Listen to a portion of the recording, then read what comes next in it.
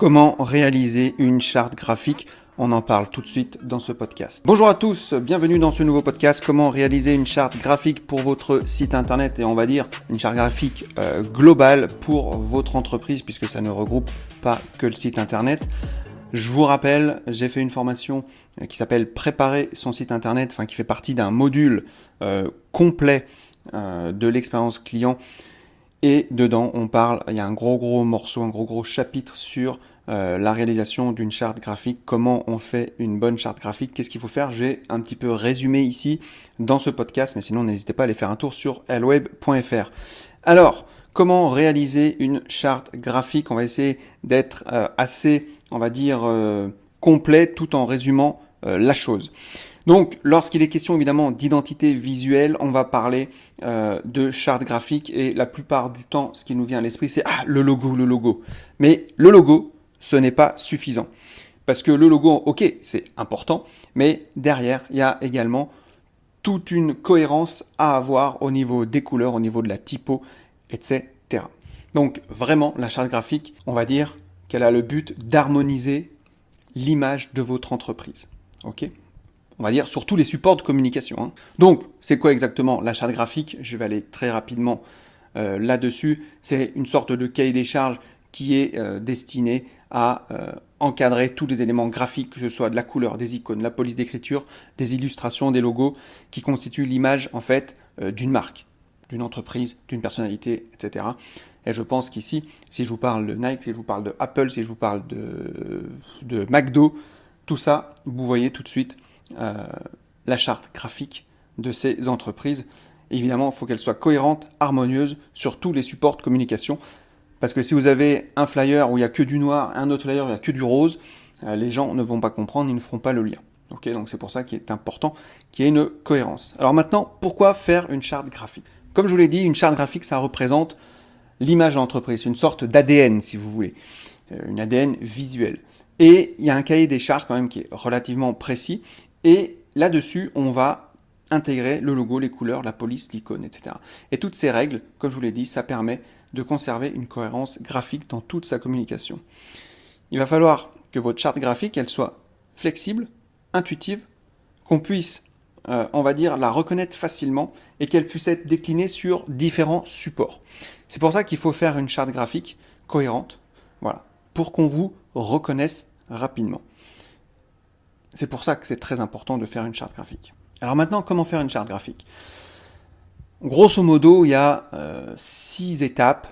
Il y a la création du logo, évidemment. Il y a la définition des couleurs. Il y a les polices à définir. Donc les polices, les typographies, d'accord.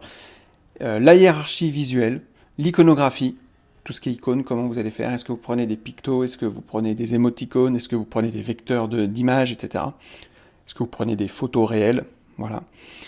Et évidemment, choisir les photos ou les illustrations. Alors, la création du logo, on appelle ça aussi logotype, c'est un élément graphique qui est important, peut-être le plus important, puisque c'est grâce au logo aussi, évidemment, qu'on est capable d'identifier les marques. Il faut qu'il soit présent sur tous les supports de communication. Mais c'est pareil, votre logo, il faut, on va dire, qu'il soit hyper flexible, que vous puissiez avoir différentes versions de votre logo sans dénaturer son message ou sans dénaturer le logo initial. Okay, et le logo, pour être efficace, il doit aller à l'essentiel, il doit être reconnaissable, on va dire qu'il doit durer dans le temps, bien que ça, là-dessus, je ne suis pas forcément tout le temps d'accord, parce que durer dans le temps, ok, mais le problème, c'est que vous allez voir, si vous regardez, vous tapez dans Google, et j'en parle dans ma formation, évolution des logos Nike ou McDo, etc., vous allez voir que les logos ont évolué au fil du temps. Donc intemporel, oui et non. Disons qu'il faut qu'ils soient modifiables facilement, et après voilà, il y a des génies en marketing qui sont capables de créer des magnifiques logos. Ensuite, il faut qu'ils fonctionnent évidemment sur les différents supports de communication physique et numérique, et il faut qu'ils soient pertinents avec l'activité de l'entreprise ou de la personne ou de la personnalité, etc. Au niveau des couleurs, les couleurs, je ne vais pas refaire une vidéo sur les couleurs parce que j'en parle suffisamment dans 2 de mes formations, mais c'est un élément qui compose évidemment votre charte graphique. Et chaque couleur a, on va dire, une histoire. Je vous laisserai, si vous voulez, taper les correspondances des couleurs, qu'est-ce que ça veut dire. Et selon si on est en Occident ou si on est en Orient, la correspondance des couleurs n'est pas forcément la même. Donc votre palette de couleurs, elle doit évidemment être cohérente avec ce que vous voulez faire passer comme message, et il faut que les couleurs aillent ensemble également. En termes de police et de typographie, c'est le prolongement de l'identité visuelle d'une marque ou d'une entreprise. Et tout comme les couleurs, en général, on va, je ne l'ai pas dit ça tout à l'heure, mais on va se limiter à 3 couleurs maximum et 3 typos maxi. Donc éventuellement une typo pour les titres, une typo pour le corps du texte et éventuellement une typo pour accompagner certains éléments du texte ou des annotations en italique ou ce genre de choses. Moi, ce que je vous conseille, si jamais vous faites votre charte graphique vous-même, c'est de voir un petit peu ce qui se passe, par exemple, au niveau de la typo de Google Fonts, qui a énormément de typos. N'hésitez pas à les prendre comme ça, vous êtes sûr que c'est pris en charge par le moteur de recherche, parce que certaines fois, certaines typos ne sont pas prises en charge, elles sont remplacées par d'autres selon les moteurs de recherche. Donc voilà, c'est dommage que votre site, du coup, ne ressemble pas, par exemple, que la typo de votre site ne ressemble pas à la typo qui est sur votre plaquette ou sur votre flyer, etc. Donc, c'est important et c'est pareil, en fonction du type d'activité que vous avez, la typo ne sera pas la même. La hiérarchie visuelle, c'est pareil, c'est important, c'est une méthode en fait de mise en page qui va consister à organiser l'ensemble de tous les éléments graphiques selon leur ordre d'importance, soit en étant plus visible, soit en faisant du plus important au moins important dans la hiérarchie, soit en mettant des choses importantes en plus gros, des autres en plus petit, en fait, pour guider l'œil. Il y a tout ça, en fait. C'est vraiment important de réfléchir là-dessus. Qu'est-ce qu'on veut mettre en premier? Qu'est-ce que on veut que l'œil récupère en premier? Et en fait, toutes ces règles elles vont s'appliquer selon l'importance des éléments, qu'il s'agisse d'infos principales ou secondaires.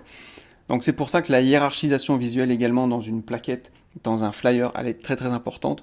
En général, par exemple, si vous faites un événement, je dis n'importe quoi, vous organisez un événement sportif, ce qui est important, c'est de connaître la date et le lieu.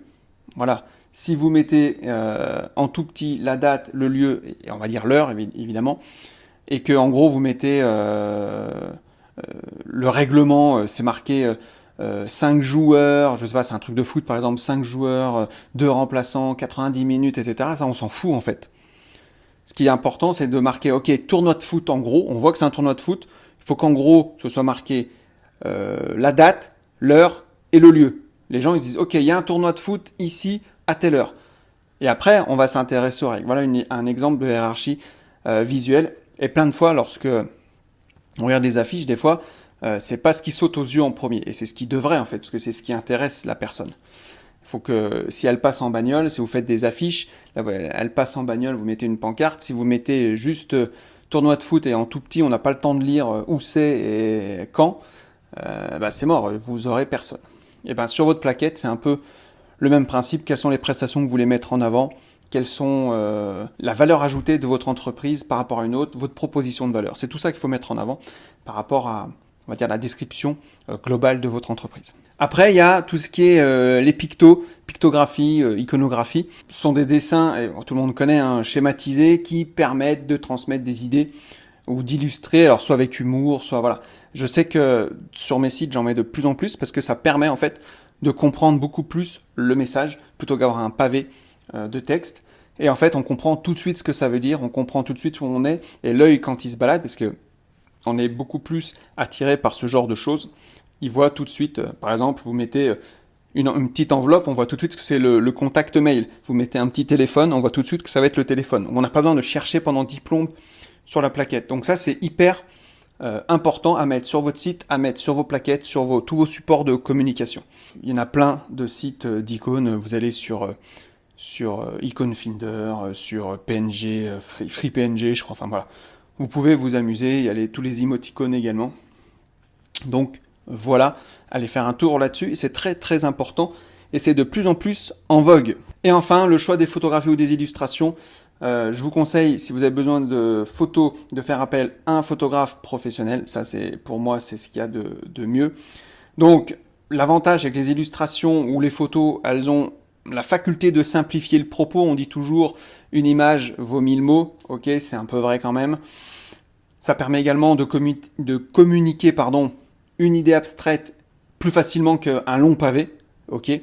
Donc c'est pour ça, c'est pareil. Ça va un petit peu dans le prolongement des pictos. Utiliser des images pour illustrer, ou des images ou des illustrations pour illustrer vos propos. Voilà concernant la charte graphique, comment faire une charte graphique. Donc je le répète et je résume, on va créer le logo, on va définir les couleurs, on peut définir les couleurs avant ou le logo après, enfin bref, ça c'est à vous de voir. Définir les polices d'écriture, la hiérarchie visuelle, l'iconographie, les pictogrammes, et donc choisir les photos ou les illustrations. Voilà pour faire une bonne charte graphique. Je vous le rappelle, j'en parle également dans un chapitre complet dans ma formation Comment préparer un site web. Vous pouvez aller voir ça sur elweb.fr. De toute façon, tous les liens sont en description. Et sinon, n'hésitez pas à vous abonner à la chaîne. C'est ce qui permet déjà de la faire grandir, de me motiver à continuer à faire des podcasts et des vidéos. Activez la cloche, comme ça vous saurez quand est-ce qu'une vidéo sort. Donc moi je m'appelle toujours Pascal Dumont, je suis un organisme de formation, je suis également formateur. Voilà, j'espère que vous aurez appris 2-3 petites choses concernant la charte graphique. Moi je vous dis à très bientôt pour un prochain podcast. Ciao.